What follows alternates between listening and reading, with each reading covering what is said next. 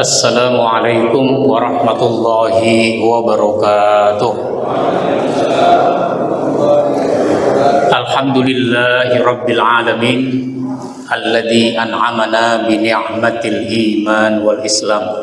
Asyhadu an la ilaha illallah wahdahu la syarikalah wa asyhadu anna Muhammadan abduhu wa rasuluh. Allahumma salli wa sallim wa barik ala nabiyyina Muhammadin wa ala alihi wa ashabihi ajma'in, amma ba'd.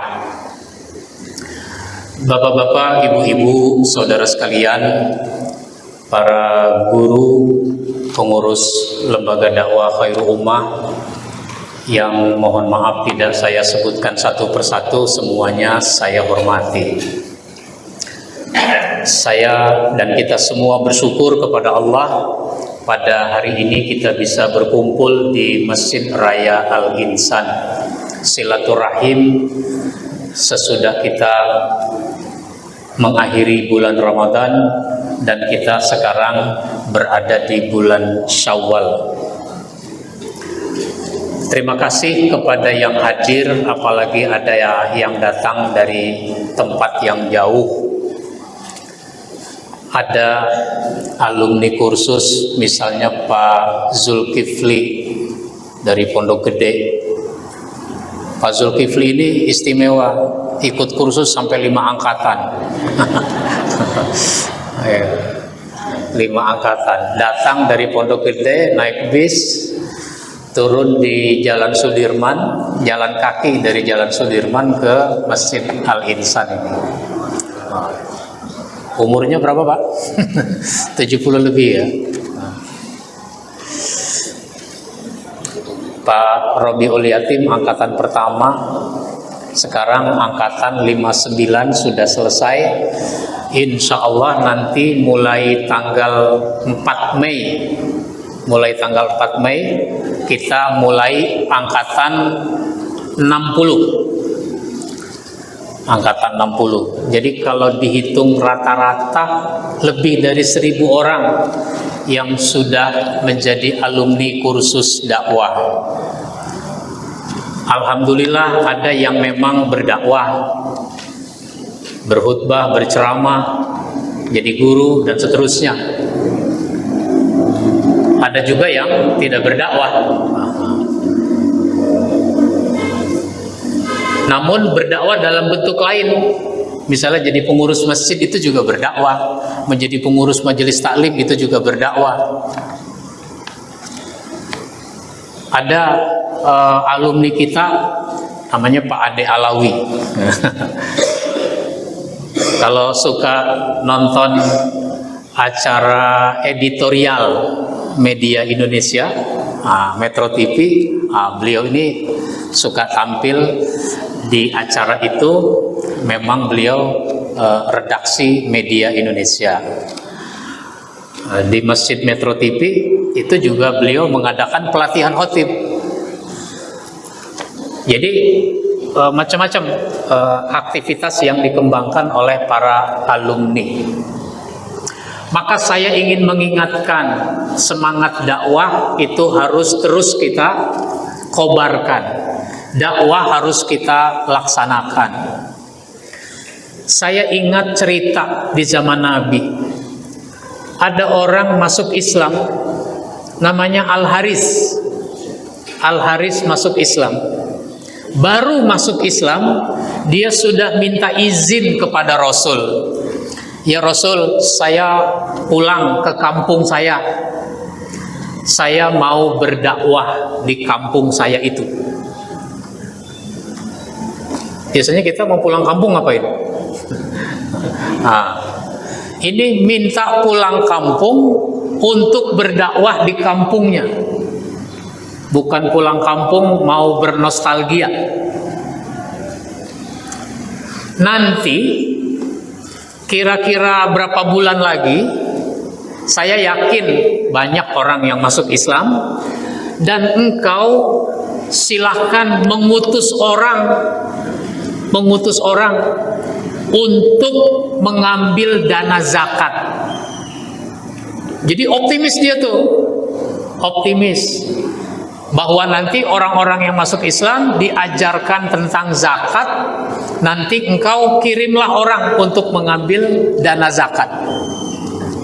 Ya mungkin setahun 2 tahun kemudian Rasulullah mengutus sahabat untuk datang ke kampungnya itu. Ternyata sahabat yang ditugaskan ini rada-rada males, jauh, sendirian, males dia. Karena males, dia nggak terusin itu perjalanan. Dia pulang lagi menemui Nabi. Itu. Apa dia bilang? Ya Rasul, mana dana zakatnya? Ya boro-boro dana zakat. Saya justru mau dibunuh sama dia. Rasul nggak percaya begitu saja bahwa dia mau dibunuh oleh Al-Haris itu. Maka Rasul utus lagi beberapa orang. Padahal kalau Rasul mau terima ceritanya, bisa saja Rasul mengirim pasukan perang kan gitu. Tapi tidak, Rasul utus beberapa orang. Kalau begitu kamu berangkat ke sana, ambil dana zakat yang sudah dikumpulkan. Berangkat. Lah Al-Haris itu karena sudah sampai pada waktu yang dijanjikan kepada Rasul, belum ada utusan Rasul yang datang. Akhirnya Al-Haris itu yang pergi menemui Rasul. Pergi dia. Di tengah perjalanan ketemu dengan utusan Rasul ini. Kalian mau kemana? Mau ke kampung ente. Emang kenapa? Saya justru nunggu-nunggu. Mana ini utusan Rasul? Engkau mau kemana? Ya mau ketemu Nabi. Karena saya udah mengumpulkan dana zakat. Cuma petugas dari Rasul ini belum nyampe. Katanya kamu mau membunuh utusan Nabi. Lah mana mungkin. Ya udah kalau begitu sama-sama menemui Nabi. Sesudah ketemu dengan Nabi, dicek itu, apa betul engkau mau membunuh utusan saya? Itu tidak benar. Bagaimana mungkin saya membunuh, orangnya aja kagak nyampe. Enggak nyampe. Dia bilang udah nyampe, nggak mau engkau bayar ngasih dana zakat, bahkan utusan itu mau dibunuh. Itu tidak benar. Nah, turunlah ayat, ya ayyuhallazina amanu in ja'akum fasiqum binaba'in fatabayyanu, ila akhiril ayat. Hai orang beriman, apabila kamu ada orang fasik membawa berita, dicek dulu. Ini sebuah contoh. Yang mau saya ambil dari cerita ini bukan soal tabayun atas informasi yang tidak benar, tetapi betapa semangatnya Al-Haris untuk menunaikan tugas dakwah. Dia berinisiatif untuk berdakwah ke kampungnya. Bahkan sangat optimis, dia yakin banyak orang masuk Islam dan orang yang masuk Islam ini mau bayar zakat. Oleh karenanya kita harus punya semangat untuk berdakwah.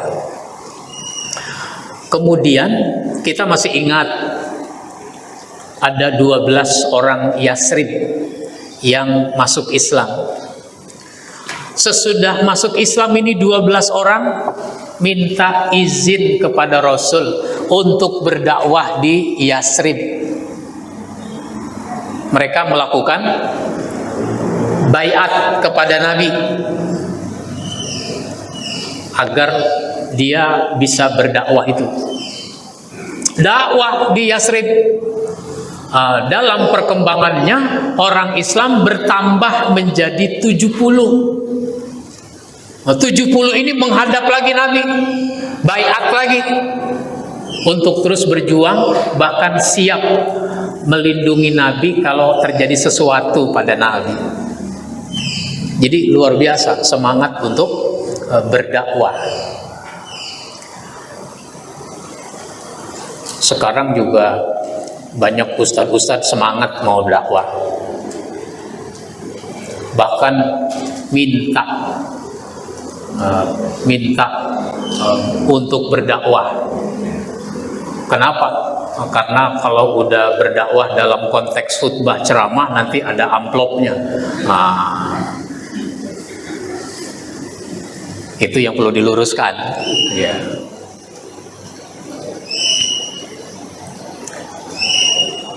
Oleh karenanya dakwah ini harus kita tunaikan, semangat, luruskan niat. Ya, luruskan niat. Bahwa kita mendapat sesuatu dari dakwah itu soal lain, tapi bukan sesuatu itu yang mau kita cari.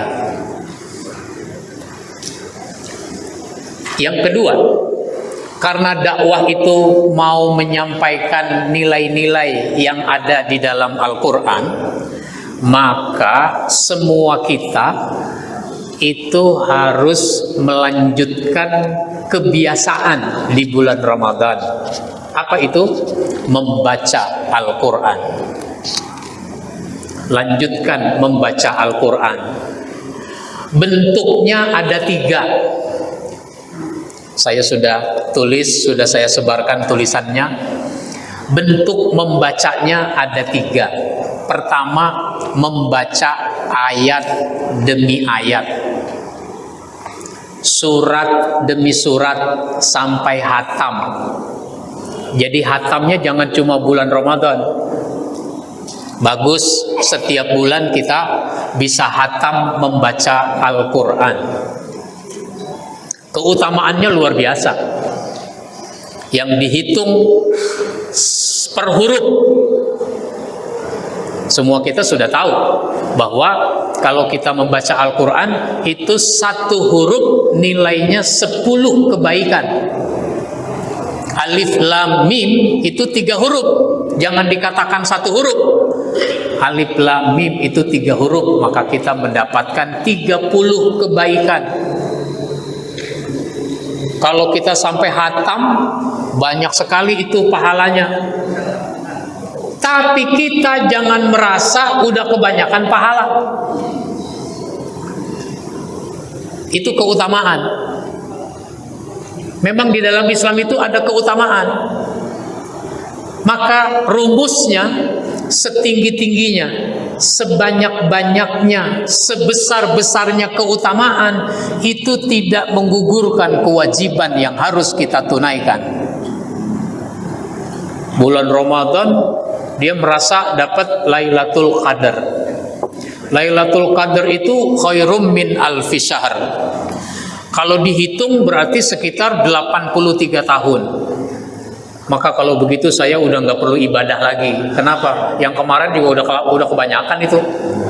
83 tahun. Jangan begitu. Kenapa? Karena itu adalah keutamaan. Jadi sebesar-besarnya, setinggi-tingginya, sebanyak-banyaknya keutamaan itu tidak menggugurkan kewajiban yang harus kita tunaikan. Itu baca dalam arti ayat demi ayat, surat demi surat.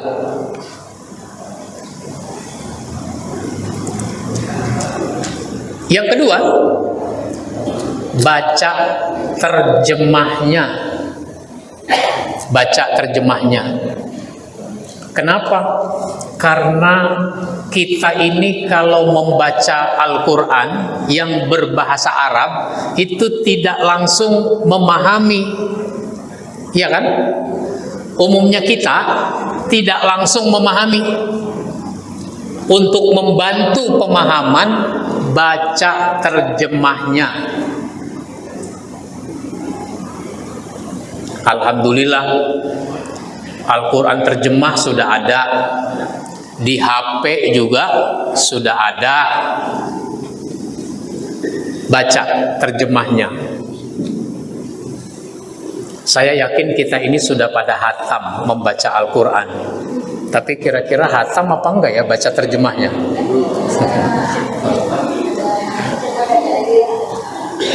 Jadi baca terjemahnya supaya kita paham. Tapi perlu kita ingat bahwa terjemah itu kan alih bahasa. Dari bahasa Arab ke bahasa Indonesia, ke bahasa Inggris, ke bahasa Sunda, ke bahasa Jawa. Perlu kita ingat bahwa tidak semua kosakata di dalam Al-Quran itu ada padanan katanya di dalam bahasa Indonesia, sehingga enggak semuanya bisa diterjemahkan.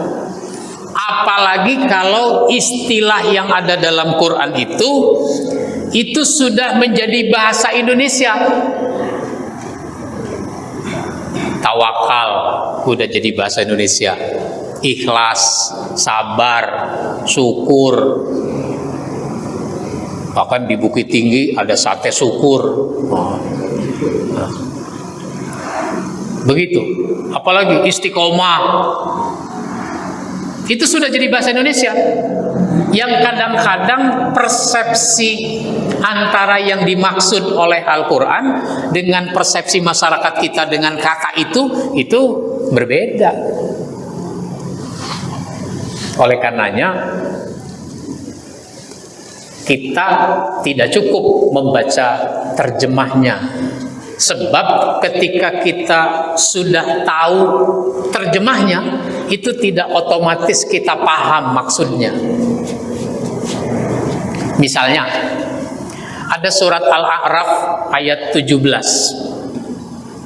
Summa la'atiyannahum min baini aydihim wa min khalfihim wa an aymanihim wa an syama'ilihim wa la tajidu aktsarahum syakirin. Kemudian akan aku datangi mereka. Ini pernyataan syaitan di hadapan Allah. Ya Allah, akan aku datangi mereka, manusia, dari depan, dari belakang, dari kanan, dari kiri, dan engkau tidak akan mendapati kebanyakan mereka itu orang yang bersyukur. Ini namanya terjemah nih. Ngerti nggak maksudnya tuh? Syaitan datang dari depan, dari belakang, dari kanan, dari kiri. Nah, maka ini memerlukan namanya tafsir. Nah, contoh lain. Surat At-Tahrim ayat 1. Ya ayyuhan nabiyyu lima tuharrimu ma ahallallahu laka tabtaghi mardata azwajik wallahu ghafurur rahim. Hai Nabi, mengapa kamu haramkan apa yang aku halalkan hanya karena engkau mengharap ridho dari istrimu? Terjemahnya sudah dapat, tapi maksudnya apa nih ayat? Hai Nabi, mengapa kamu haramkan apa yang aku halalkan? Emang Nabi mengharamkan apa? Sesuatu yang Allah sudah halalkan. Hubungannya dengan mencari ridho istri itu apa? Di sini perlu namanya tafsir. Maka yang ketiga yang harus kita lakukan sesudah membaca terjemah itu adalah membaca tafsir. Tafsir ada yang ringkas. Tafsir ada yang ringkas. Misalnya tafsir Jalalain, nah itu ringkas. Kalau itu ayat satu baris, tafsirnya satu baris. Kalau itu ayat dua baris, tafsirnya dua baris. Tafsir Jalalain ditulis oleh dua jalal, antara guru dengan murid itu menulis tafsir itu. Masalahnya waktu itu gurunya namanya Jalaluddin Al-Mahalli. Jalaluddin Al-Mahalli menulis tafsir ini ringkas. Baru separuh dia meninggal. Belum selesai, meninggal. Maka Jalaluddin As-Suyuti, muridnya, itu meneruskan dengan format penulisan yang sama. Biasanya kan gaya penulisan beda ya antara satu orang dengan orang lain, tapi ini format tulisannya sama. Diteruskan oleh Jalaluddin As-Suyuti, sehingga tafsir ini ditulis oleh dua Jalal, Jalaluddin Al-Mahalli dan Jalaluddin As-Suyuti, sehingga diberi nama dengan Jalalain, bukan jalan lain, Jalalain. Ini contoh. Dalam ulama Indonesia itu juga menulis tafsir yang perlu kita baca. Buya Hamka menulis tafsir Al-Azhar, Quraisy Shihab menulis tafsir Al-Misbah. Ada tafsir Kementerian Agama, Al-Quran dan tafsirnya, bukan Al-Quran dan terjemahnya ya. Kalau yang satu itu Al-Quran dan terjemahnya, ini 10 jilid Al-Quran dan tafsirnya, perlu dibaca. Belum lagi tafsir-tafsir dari ulama-ulama Timur Tengah. Ada Al-Munir, Wahbah Az-Zuhaili, ada Fi Zilalil Quran, Sayyid Kutub, dan sebagainya. Ngomong-ngomong, buku tafsir apa yang kita punya?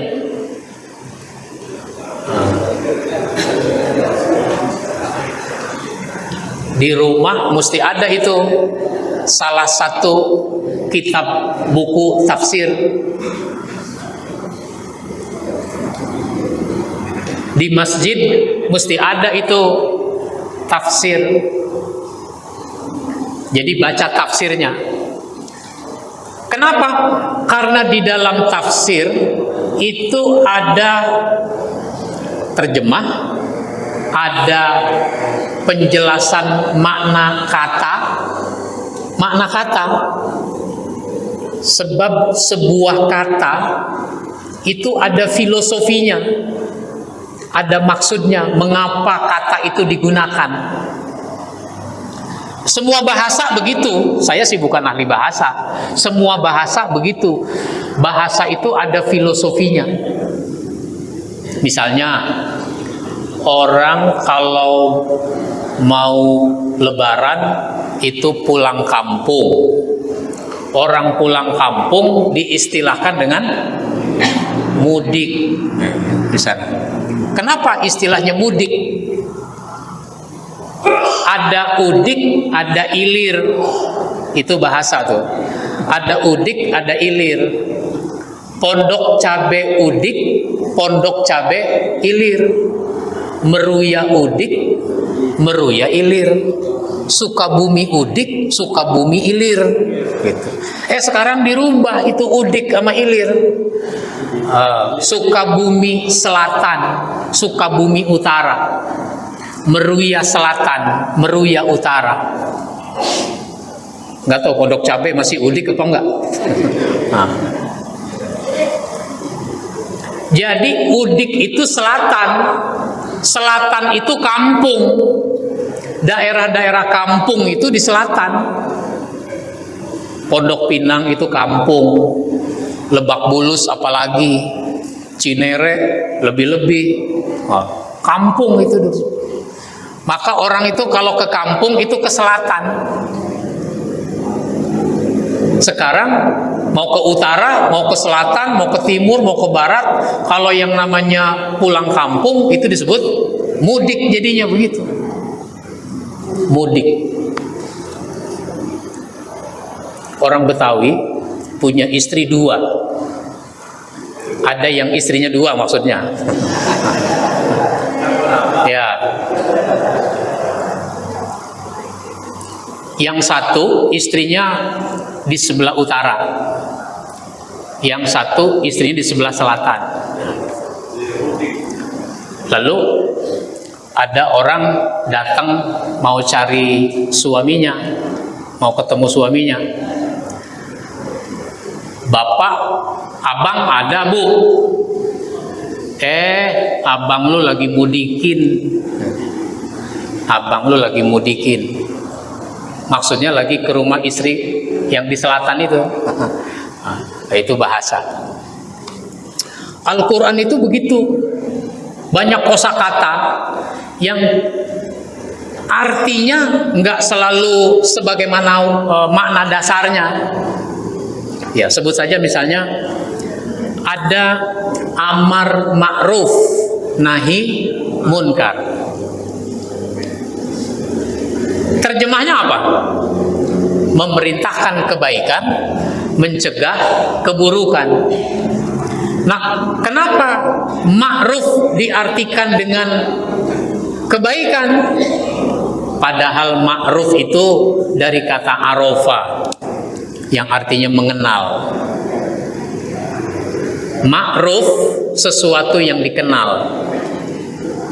Kebaikan itu diistilahkan dengan kata ma'ruf karena kebaikan itu sesuatu yang dikenal. Semua orang sudah tahu yang namanya kebaikan. Tapi orang tahu kebaikan ternyata belum tentu melakukan kebaikan itu. Maka dia harus disuruh. Jadilah amar ma'ruf. Itu makna kata. Nanti dalam tafsir ada asbabun nuzul di dalamnya. Meskipun ada buku tersendiri Asbabun Nuzul. Saya baca buku Asbabun Nuzul. Ini bagaimana ya supaya lebih praktis, enak diajarkan kepada orang. Akhirnya saya tulis ulang dengan format sendiri, yaitu Asbabun Nuzul tematik. 700 halaman itu Asbabun Nuzul tematik. Disebut tematik karena berdasarkan tema ayat-ayat asbabun nuzul yang berkaitan dengan akidah, asbabun nuzul yang berkaitan dengan akhlak, asbabun nuzul yang berkaitan dengan harta, perang, kafir, munafik, dan seterusnya. Semuanya ada 20 tema. Sehingga saya menggunakan buku itu untuk ceramah pengajian rutin yang berkaitan dengan asbabun nuzul. Nah, ayat tadi surat At-Tahrim ayat 1, hai Nabi, mengapa kamu haramkan apa yang sudah aku halalkan? Ini memahaminya harus dengan asbabun nuzul, sebab turunnya ayat. Nabi itu punya istri lebih dari satu. Kalau sore-sore nggak ada urusan lain, kalau Nabi nggak ada urusan lain, nggak ada kesibukan lain, itu Nabi mendatangi semua istrinya. Habis asar sampai maghrib, datang ke rumah Zainab, datang ke rumah Hafsah, datang ke rumah Aisyah, terus begitu. Terakhir disitulah beliau bermalam. Sehingga kalau dihitung rata-rata, Nabi itu menjatah waktu itu 15 menit. Dari habis asar setengah 4 sampai jam 6 maghrib kan 2,5 jam. 2,5 jam berarti 150 menit. 150 menit dibagi 9 istri. Jadi kira-kira satu rumah jatahnya 15 menit. Ketika Nabi ke rumah Zainab, ternyata Zainab itu melontarkan masalah yang menyebabkan pembicaraan jadi lama. Udah lebih dari 15 menit. Mungkin 20 menit, 25 menit. Belum juga datang ke rumah Hafsah. Maka Hafsah bertanya-tanya, kok belum juga datang ini Rasul? Apa dia ke rumah Aisyah dulu? Maka Hafsah ke rumah Aisyah. Rasul udah kesini. Loh kok nanya begitu? Bukan ke rumah kamu dulu mestinya? Iya, mestinya ke rumah saya dulu, tapi belum datang. Kali gitu dia kemari dulu. Ya belum. Lah, kalau kesini belum, ke rumah saya belum, berarti masih di sono dong. Nggak adil ini kalau begini kelamaan. Ya udah, saya permisi, pulang. Sesudah selesai pembicaraan, Rasul masih disuguhi minuman berupa madu. Nabi minum itu madu. Nggak kumur-kumur lagi karena memang sudah terlambat, maka Nabi langsung permisi ke rumah Hafsah. Hafsah itu anaknya Umar bin Khattab. Sampai di rumah Hafsah, assalamualaikum, dijawab, dipersilakan masuk, dibukain pintu. Rasul mencium Hafsah, Hafsah mencium Rasul. Waktu mencium itulah aroma mulut Nabi tercium bau madu, bukan bau rokok.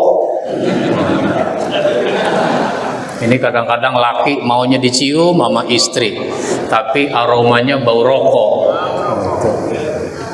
Istrinya jadi heran, ini nyium laki apa nyium asbak? Nah. Ya Rasul, mulut engkau bau apa itu? Bau maghofir ya? Maghofir itu sejenis minuman yang tidak baik. Bukan maghofir yang bener aja, masa saya minum maghofir? Tadi di rumah Zainab saya disuguhi madu, jadi bau madu. Sebenarnya Hafsah juga tahu kalau itu bau madu, cuma dia pengen nyindir aja. Oh, pantes lama di sono. Enak rupanya, engkau dikasih madu segala. Kalau bahasa kita nih, ya di sini mah ada air putih juga udah alhamdulillah gitu. Jangan ngomong begitu. Memang saya agak lama di rumah Zainab itu bukan karena madu, tapi karena ada persoalan yang dibicarakan. Kalau emang gara-gara madu juga nggak apa-apa ya Rasul. Tidak. Kamu kok nggak percaya sama saya? Sejak kapan kamu nggak percaya sama saya? Bisa jadi ini nada ngomong udah agak tinggi tuh. Tapi Nabi itu orang yang tidak mau mengecewakan istrinya. Apa kata Nabi? Kalau kamu tidak percaya juga, mulai sekarang saya haramkan madu buat saya. Turun nih ayat. Hai Nabi, mengapa kamu haramkan apa yang aku halalkan? Hanya karena engkau mengharap ridho dari istrimu. Enggak boleh. Nabi sekalipun tidak boleh mengubah-ubah hukum. Nah, itu namanya, di dalam tafsir ada asbabun nuzul. Nah, di dalam tafsir tentu saja ada hikmah-hikmah, ada pelajaran-pelajaran yang diambil oleh mufassir, sehingga menjadi penting buat kita membaca tafsir. Ulama tafsir saja itu masih membaca tafsir. Dia ulama, profesor doktor di bidang tafsir, tapi dia masih baca tafsir. Kenapa?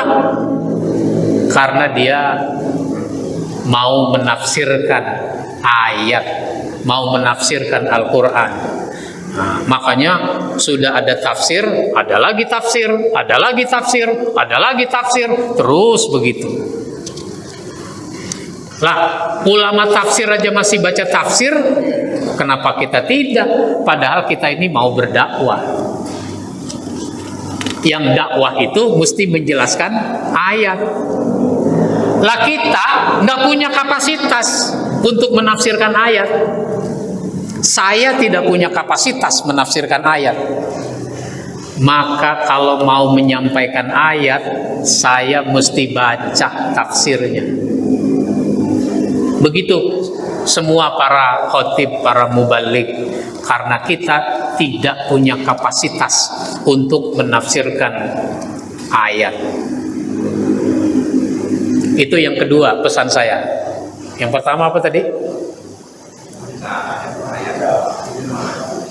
dakwah, semangat berdakwah. Yang kedua, baca Al-Quran. Yang ketiga, di dalam dakwah diperlukan namanya kebersamaan.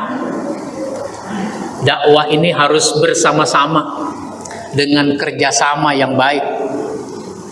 Karena kita nggak bisa berdakwah sendirian. Nabi saja nggak berdakwah sendirian. Nabi ajak semua sahabat untuk berdakwah sesuai dengan kemampuannya masing-masing. Maka dakwah lakukan bersama-sama. Dalam konteks tabligh, dalam konteks khutbah, ada di antara kita yang menjadi pengurus masjid. Maka yang jadi pengurus masjid, ya beri kesempatan kawan kita untuk berkhutbah, berceramah, berkultum di masjid kita. Lah dia pengurus masjid, tapi juga dia bisa ceramah, bisa khutbah. Maka sesama pengurus masjid itu juga harus bekerja sama. Bekerja sama.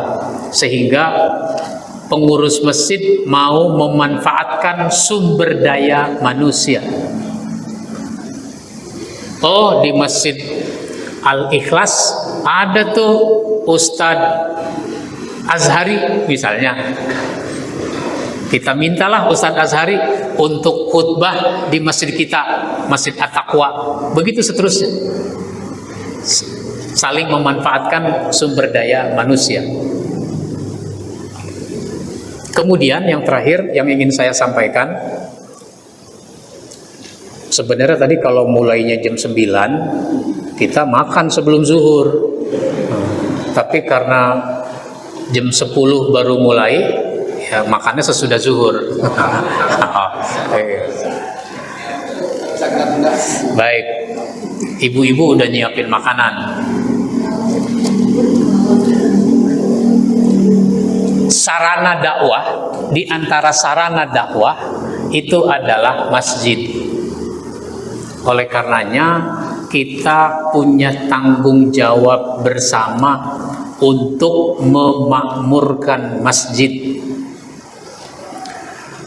Bahkan ayatnya innama ya'muru masajidallah.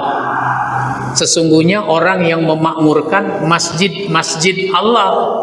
Masjid-masjid, bukan masjid kampung gua doang, bukan masjid saya doang, masjid-masjid mana aja makmurkan, gitu. Ini kan kadang-kadang orang tidak mau memakmurkan masjid lain. Makmurkan masjid mana saja.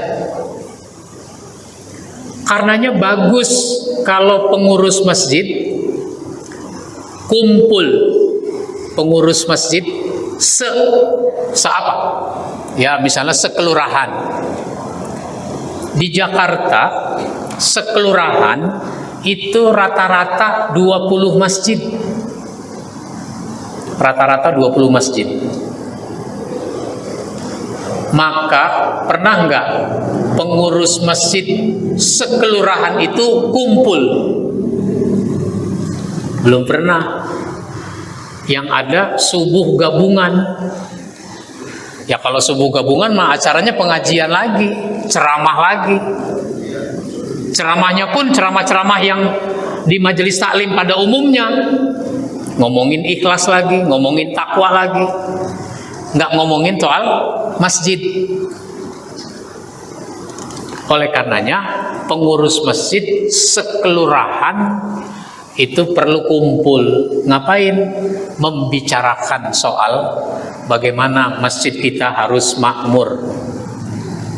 Kalau ada di antara kita yang jadi pengurus masjid, dan memang ada di antara kita yang jadi pengurus masjid, silakan mempelopori.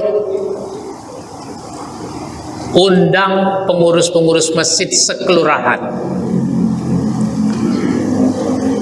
Memberikan pembekalan tentang bagaimana masjid harus dikelola dengan baik.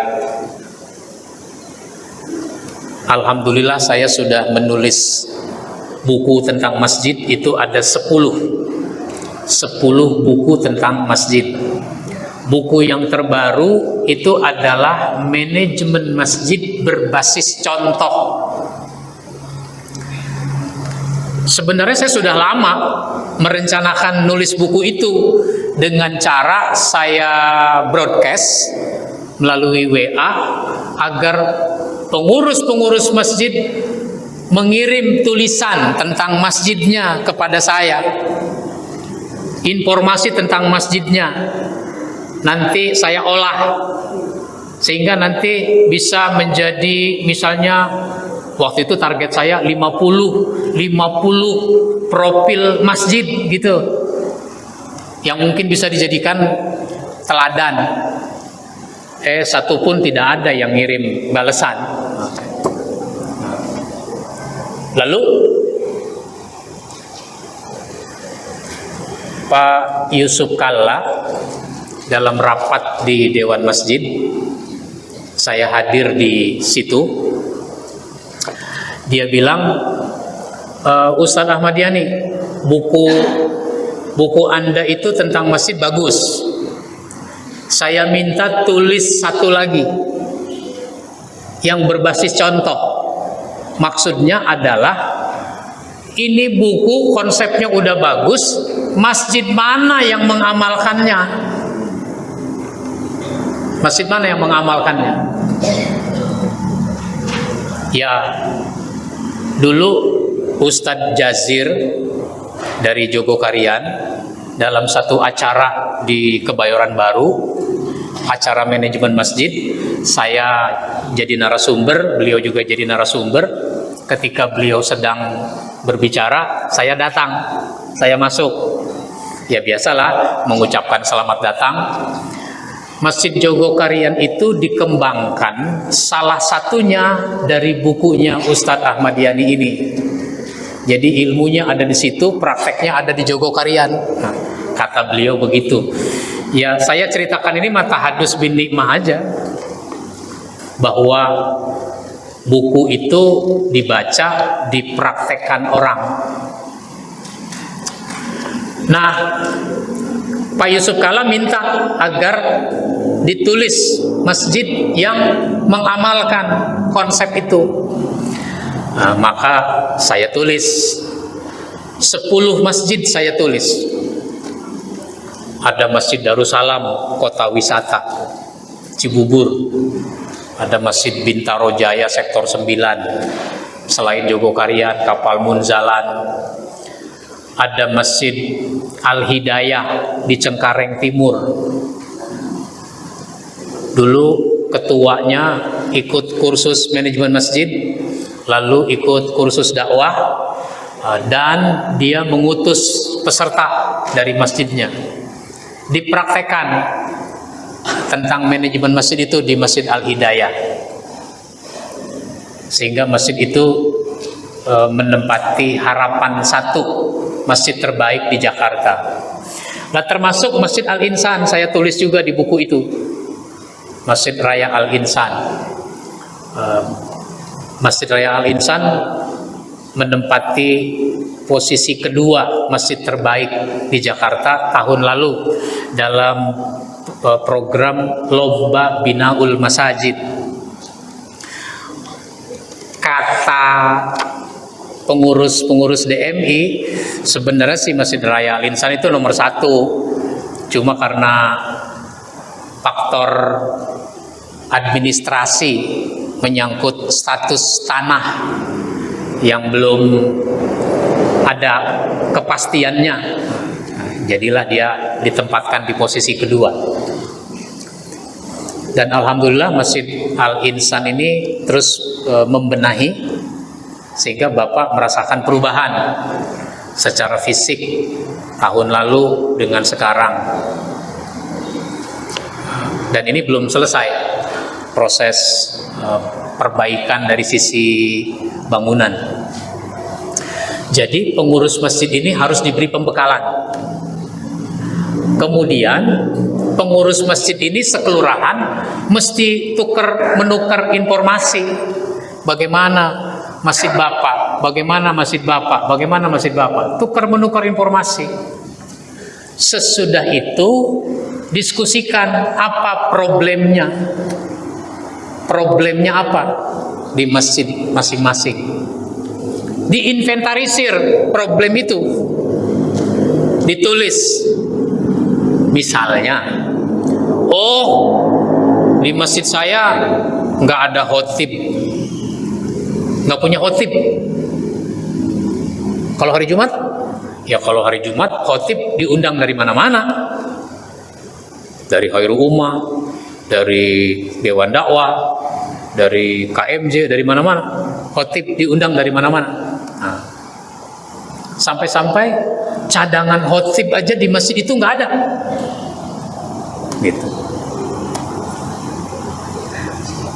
Makanya saya sering mengatakan, saya ini kalau mau berkhutbah itu jam 11 saya udah nyampe. Jam 11 udah nyampe. Sering gak ketemu siapa-siapa tuh jam 11. Ya. Ya, udah saya masuk ke masjid, duduk paling depan, sholat tahiyatul masjid, baca Quran dan sebagainya. Setengah 12 terima WA atau telepon. Pengurus masjid yang nelpon, yang WA. Nanya dia, Pak Ustadz, posisi di mana? Saya udah duduk paling depan, dia nanya posisi di mana, gitu. Iya. Ini sebuah contoh. Oh, kalau nggak punya khotib, nggak punya cadangan khotib, nanti solusinya adalah bikin program bersama. Program bersamanya apa? Pelatihan khotib. Jadi programnya pelatihan khotib, bukan sekedar subuh gabungan. Sehingga nanti masjid itu punya kader khotib. Nah, gitu. Sehingga nanti punya tuh masjid cadangan khotib. Cadangan khotib udah siap. Duduk paling depan, pakaiannya rapi, materi khutbah udah dia kuasai, begitu.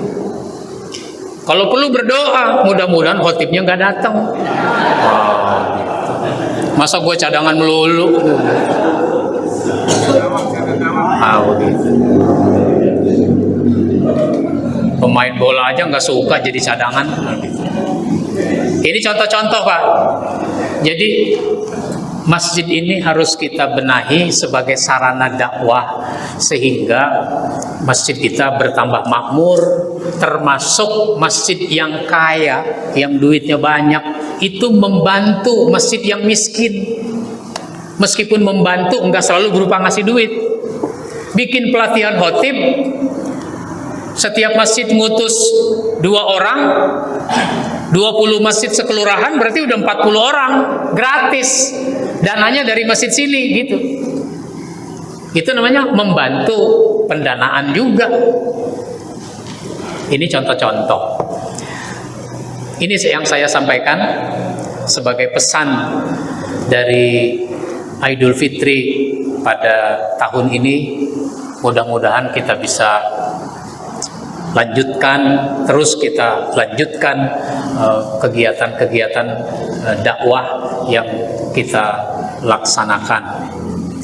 Terakhir yang ingin saya ingatkan kembali, kursus dakwah angkatan 60 insya Allah dimulai tanggal 4 Mei. Kalau ada jamaah teman yang mau diutus silahkan. Sekarang alhamdulillah sudah 25 orang yang mendaftar. Masih ada bangku kosong. Masih ada kuota. Begitu. Demikian, mohon maaf bila ada hal-hal yang kurang berkenan. Saya akhiri. Wassalamualaikum warahmatullahi wabarakatuh.